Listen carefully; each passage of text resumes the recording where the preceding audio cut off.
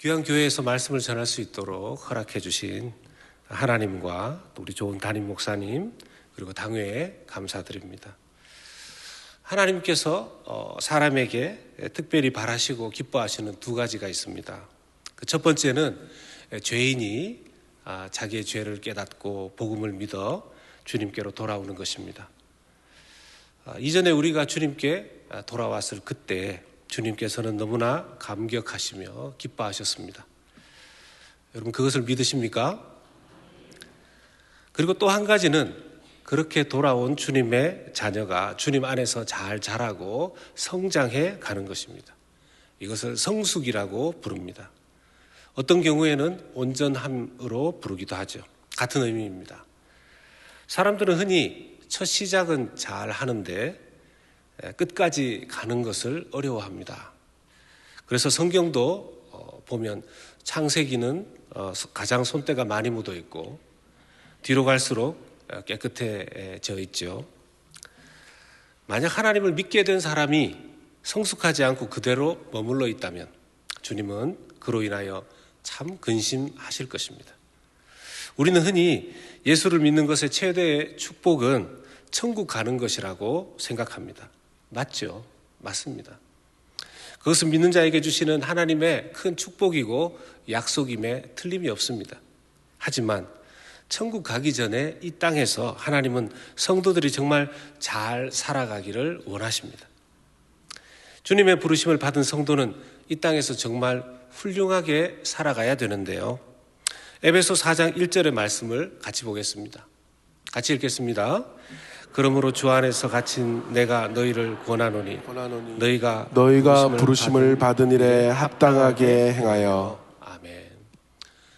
이 성경에 나오는 바 합당하게라는 단어를 보시면 이 합당하게라는 단어의 헬라어는 악시오스라는 단어를 쓰고 있습니다. 이 헬라어 악시오스에서 오늘날의 영어 단어 excellent라는 단어가 나왔습니다. 즉 하나님께서 우리에게 원하시는 합당한 삶은 엑설런트한 삶이라는 것입니다. 미국에서 학생들 시험을 보고 나면 그 결과를 매기죠. A, B, C, D 이렇게 합니다. 90점에서 100점 사이가 나오면 A인데 요즘은 A 학점이라고도 잘 쓰지 않고 엑설런트 이렇게 매겨줍니다. 주님께서 우리의 삶에 점수를 매기실 때 엑설런트라고 평가하실 수 있을런지 이 시간 잠깐 우리 자신을 돌아보고 점검했으면 좋겠습니다. 우리의 학점도 신앙생활에 있어서 엑설런트, A 학점을 받을 수 있을까요? 오늘은 하나님께서 성도들에게 성숙하기를 원하시는 세 가지의 항목에 대해서 살펴보기를 원합니다. 첫 번째, 겸손입니다. 에베소 4장 2절을 같이 읽겠습니다. 모든 겸손과 온유로 하고 오래 참음으로 사랑 가운데서 서로 용납하고. 아멘. 인간은 기본적으로 교만하죠. 인간의 심성의 디폴트 값은 교만입니다. 여러분 잘 아시는 마태복음 16장 16절에 주는 그리스도시요 살아계신 하나님의 아들이시니이다 하고 주님께 대답하여 큰 칭찬을 받았던 베드로가 바로 두 구절 뒤에 마태복음 두 구절 뒤가 아니네요. 마태복음 16장 22절쯤에는 주님의 십자가 사역을 질책하는 교만한 말을 주님께 내뱉고 사탄아 내 뒤로 물러가라 하는 그런 말씀을 듣게 됩니다. 교만은 사탄의 성품이기 때문에 그렇습니다. 금방 칭찬 들었던 베드로가 금방 교만해져서 책망을 받는 그 모습이 우리의 모습 아니겠습니까? 여러분 성숙한 사람은 겸손합니다. 대형교회는 겸손한 성도님들이 많은 줄 믿습니다. 이럴 때 아멘 크게 하셔도 교만하다고 하지 않습니다. 겸손한 사람의 특징은요, 온유함입니다. 에베소 4장 2절에 겸손과 온유가 짝으로 나와 있죠. 그 이유는 겸손한 사람은 온유하기 때문에 그렇습니다. 벼는 익을수록 고개를 숙인다고 했습니다. 겸손한 성도는, 성숙한 성도는 시간이 갈수록 부드러워진다고 그랬습니다. 낮은 자세로 살아가는 것이 겸손입니다. 겸손한 사람은 누가 인정해 주지 않아도 자신의 일을 성실하게 감당합니다. 날마다 겸손을 위해서 기도해야 하겠습니다. 성숙한 성도의 두 번째 점검의 포인트는 하나됨입니다. 에베소 4장 3절과 4절을 함께 읽겠습니다. 평안에 매는 줄로 성령이 하나 되게 하신 것을 힘써 지키라. 몸이 하나요 성령도 한 분이시니 이와 같이 너희가 부르심의 한 소망 안에서 부르심을 받았느니라. 아멘. 예수님을 믿고 하나님과의 관계가 열려지게 된 사람이 교회에 나와서 부딪히게 되는 것은 사람들과의 관계입니다. 자신의 관점에서 잘못된 사람들이 눈에 수두룩 많이 보이는 것이죠. 교회에 어떻게 저런 사람이 있을 수 있는가? 교회에 어떻게 저렇게 엉망인 사람들이 많이 있을 수 있는가? 우리 각자는 서로 참 많이 다릅니다. 옆 사람을 한번 보십시오. 정말 나와 다르죠. 하나님이 이렇게 다른 우리를 부르셔서 하나가 되기를 원하십니다. 그렇게 하나 될 때 하나님은 영광을 받으신다고 하셨습니다. 모델이 되는 교회가 있습니다. 대형교회도 물론 그렇지만요. 사도행전 13장을 보면 안디옥 교회와 그 교회에 5명의 지도자가 등장합니다. 사도행전 13장 1절의 말씀을 함께 읽겠습니다. 안디옥 교회에 선지자들과 교사들이 있으니 곧 바나바와 니게르라 하는 시므온과 구레네 사람 루기오와 분봉왕 헤롯의 젖동생 마나엔과 및 사울이라. 아멘. 바나바는 명실상부 유대인 중에 유대인입니다. 12지파 중에서 레위 지파에 해당하는 사람입니다. 니게르라는 사람은 그 이름으로 알 수 있는 바 흑인 노예 출신으로 추정이 됩니다. 이름을 바꾸었죠. 시므온으로 히브리식 이름입니다. 구레네 사람 루기오는 성경에 별다른 언급이 없죠. 즉 그는 무명의 지도자인 셈입니다. 구레네 사람의 마나에는 분봉왕 헤롯의 젖동생이라고 그랬습니다. 분봉왕 헤롯은요, 이스라엘 사람들에게는 로마인보다도 더 싫은 매국노 같은 존재입니다. 그 매국노의 젖동생이면 똑같은 매국노 집안이죠. 매국노 가문인 것입니다. 사울은 교회를 잔인하게 짓밟고 다녔던 사람입니다.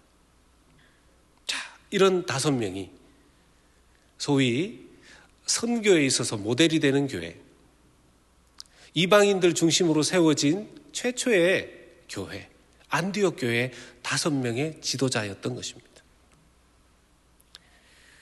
여러분, 안디옥 교회는 세상으로부터 그리스도인이라는 호칭을 처음으로 받게 된 교회가 안디옥 교회였습니다. 그뿐입니까? 성령의 음성을 듣고 순종하여 그때 지도자 중 2사람, 바나바와 바울을 선교사로 파송했던 교회가 안디옥 교회였습니다. 그렇게 2사람을 선교사로 파송했기 때문에 그들의 선교로 인해서 예수 그리스도의 복음이 본격적으로 온 세상에 퍼지기 시작했습니다. 안디옥 교회 5명의 지도자들의 면면을 보면 서로 하나 되기 너무나 어려운 배경과 출신들이라는 것을 알 수 있죠. 이렇게 너무 다른 5명이 주님 안에서 하나가 되어서 교회를 섬겼던 것입니다. 이것은 그들의 노력으로는 불가능했습니다. 성령의 도우심을 얻고 성령 안에서 가능했던 것입니다. 성숙한 성도는 하나됨을 이루어가는 성도인 줄로 믿습니다. 성숙한 성도는 다른 사람들도 하나 되게 합니다. 교회를 하나가 되게 합니다. 반대의 경우도 있겠죠. 교회를, 사람들을 분열시키는 사람들도 있습니다. 여러분, 교회를 분열시키는, 공동체를 분열시키는 사탄의 도구가 있는데요, 가십이라고 하는 것입니다. 가십을 사전에서 찾아보면 이렇게 말합니다. 사실 여부가 확실하지 않거나 사적인 이야기를 다른 사람들과 나누는 말이다. 타인의 사생활이나 평판에 대해서 부정적으로 그 사람 없는 곳에서 말하는 것이죠. 같이 모여서 대화하다가 한 사람이 화장실을 정말 가고 싶은데도 참습니다. 왜요? 화장실 가면 자기 얘기할까 봐요. 부정적으로 다른 사람들에 대한 평판을 말해놓고 누가 와서 사실이 아니던데요 라고 말하면 이렇게 말합니다. 아니면 말고. 여러분, 가십하지 않기를 결단하시기를 바랍니다. 누군가가 여러분들과 함께 있을 때 가십한다면 온유하게 말씀하십시오. 하지 마라고. 공동체가 견고하게 세워질 줄로 믿습니다. 여러분, 혹시 특별히 누구와 하나 되기 힘드신 분이 있으십니까? 특별히 용서가 안 되는 사람이 있으십니까? 우리가 주님의 십자가에서 받은 용서가 또 다른 사람들을 용서하는 이유가 되기를 축복합니다. 또 제가 드리는 오늘 성경에서 말씀하시는 성숙의 세 번째 포인트는 섬김입니다. 에베소 4장 12절 말씀을 함께 읽겠습니다. 이는 성도를 온전하게 하여 봉사의 일을 하게 하며 그리스도의 몸을 세우려 하심이라. 12절의 봉사는 즉 섬김을 말하는 것입니다. 7절에서 12절까지가 섬김에 대해서 말씀하시는 내용입니다. 우리는 섬김보다는 군림하고 지배하고 자기중심적으로 살아가는 것을 좋아하고 추구하는 시대를 살고 있습니다. 나의 유익을 추구하는 것이 자연스러운 이 시대의 문화이고 분위기입니다. 그런데 여러분, 섬김은 우리가 교회 내에서 많이 들어왔는데요, 그냥 섬기는 것, 남을 그냥 섬기는 것이 중요한 것이 아니라 성경에서 말하는 섬김에 중요한 포인트가 있습니다. 섬김에 있어서 섬기는 동기가 타인의 유익을 위해서여야 한다는 것입니다. 내 유익을 위해서 다른 사람들을 섬길 수도 있습니다. 우리는 알고 있죠. 내가 섬길 때 내 섬김이 다른 사람에게 유익이 되게 하기 위해서 섬겨야 한다는 것입니다. 제가 아는 바 대형교회는 겸손하려고 애쓰고 하나 되려고 하고 잘 섬기는 교회가 되려고 노력하는 그런 교회인 줄로 믿습니다. 오늘 말씀드린 내용은 이미 여러분의 교회에서 열심히 추구하고 노력하고 있는 것일 것입니다. 그래서 저는 오늘 이 말씀을 여러분들과 나누는 것에 대해서 제 마음에 기쁨이 있습니다. 고린도 교회의 경우에 이미 교회 안에 문제가 발생했기 때문에 고린도서를 읽어보면 아픔이 있습니다. 그런데 에베소 교회는 에베소서를 받기 전까지 교회에 특별한 문제가 발생하지 않았습니다. 이런 상황에서 사도 바울은 하나님께로부터 말씀을 받아서 문제없는 교회가 더 잘 성장할 수 있도록 하나님 말씀을 전하는 것이었어요. 그래서 바울의 마음에 에베소서에는 더 큰 기쁨이 있었던 것입니다. 여러분처럼 신앙생활 잘하는 교회로서 이런 말씀을 나누는 것을 하나님께서도 기뻐하시는 줄로 믿습니다. 이제 우리의 성숙을 돕기 위해 하나님께서 사용하시는 도구 3가지를 살펴보겠습니다. 첫 번째는 시련입니다. 싫으시죠? 저도 싫습니다. 야고보서 1장 2절 함께 읽겠습니다. 내 형제들아 너희가 여러 가지 시험을 당하거든 온전히 기쁘게 여기라. 야고보서 1장 2절을 잘못 이해하면 시험을, 즉 시련이 사람을 성숙하게 한다고 오해할 수 있습니다. 여러분, 시련 자체가 자동적으로 사람을 성숙하게 하지 않습니다. 그 뒤에 나오는 단어가 중요한데요. 기쁘게 여기라라고 할 때 여기라 하는 단어를 유심히 보십시오. 여겨라 하는 헬라어 단어는 헤게오마이라는 단어로서 다스려라 하는 뜻이 있습니다. 즉 이 말은 시련을 잘 다스리면 성숙해진다는 것입니다. 시련을 기쁨으로 감당할 수 있을 만큼 다스리면 성숙해진다라는 것입니다. 운동을 하고 나면 여러분 근육이 아프시죠. 그 근육이 아픈 부분을 기쁨으로 잘 받아들이는 사람은 계속 운동하면서 몸이 건강하게 될 수 있습니다. 시련을 불평하면서 원망하면서 보낼 때 결코 그 시련은 성숙의 재료가 되지 못합니다.